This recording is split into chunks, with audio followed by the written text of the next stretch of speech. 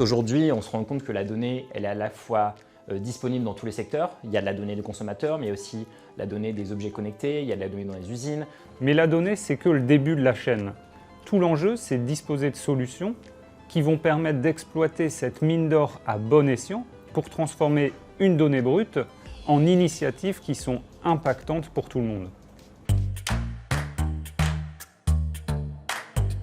Artefact est un acteur nouveau sur le marché qui est une société de conseil spécialisée en data science. Le type de données est très vaste, les types d'industries qui va collecter de la donnée est très vaste. On a de l'agroalimentaire, on peut avoir de la santé, de la pharma, on peut avoir des secteurs publics. Donc concrètement, nous, notre travail, c'est d'aller collecter toutes ces informations et de les mettre à disposition des métiers. La data ne sert pas qu'à améliorer ses performances business.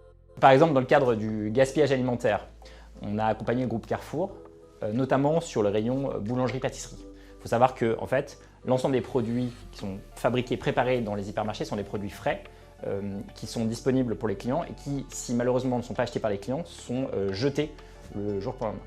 Artefact a accompagné le groupe Carrefour pour construire un algorithme de prévision des ventes pour aider l'ensemble des équipiers sur le terrain à avoir exactement le bon chiffre de produits à fabriquer le jour même pour éviter les ruptures de stock et le gaspillage alimentaire.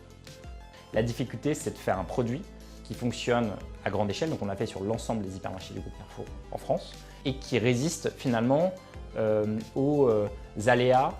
Ça peut être des vacances, des week-ends, ça peut être une pandémie. Et donc il faut être capable de construire des algorithmes suffisamment robustes pour finalement résister à toutes ces modifications de façon durable.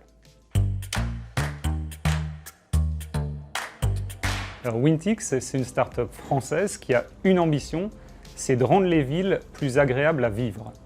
Pour ça, on développe un logiciel d'analyse vidéo qui s'appelle CityVision et qui est capable de transformer les flux de vidéos de n'importe quelle caméra urbaine en données hyper précises sur ce qui se passe dans les villes. Par exemple, la ville de Paris utilise CityVision pour connaître toutes les mobilités qui évoluent sur son territoire et donc disposer de données objectives pour mieux aménager la voirie.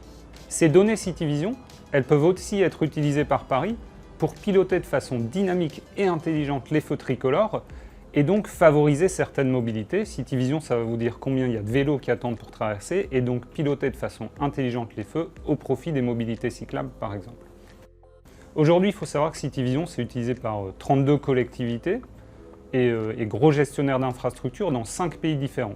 C'est utilisé par des aéroports qui vont vous donner de l'information sur les temps d'attente au guichet. Et c'est aussi utilisé par des ports pour mieux piloter de façon opérationnelle leur infrastructure. Donc CityVision, c'est une solution qui est optimisée en termes de ressources. Côté équipement, parce qu'elle s'appuie sur des caméras déjà installées, et côté énergie, parce que c'est une solution qui a été pensée avec un vrai objectif de sobriété énergétique. Et ça, pour nous, c'est important, parce qu'au quotidien, on accompagne nos clients à construire des villes plus vertes et plus durables. Je ne pense pas qu'il faut avoir peur de la technologie. En revanche, on pense qu'il faut qu'elle soit bien encadrée. En Europe, on a une culture assez forte sur la protection des données et des libertés individuelles, notamment avec le RGPD. Et ça, c'est une bonne chose. Le RGPD, ça réglemente assez fortement ce qu'on peut faire avec les nouvelles technologies et avec l'IA.